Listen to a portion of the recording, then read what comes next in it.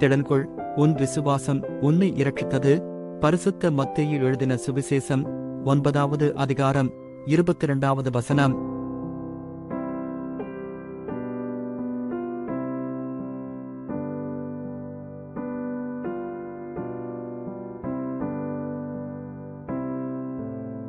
திடன்கொள், உன் விசுவாசம் உன்னை இரட்சித்தது. பரிசுத்த மத்தேயு எழுதின சுவிசேஷம் 9வது அதிகாரம் 22வது வசனம்.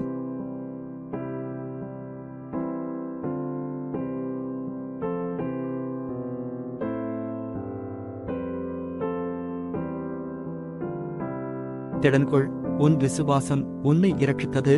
பரிசுத்த மத்தேயு எழுதின சுவிசேஷம் 9வது அதிகாரம் 22வது வசனம்.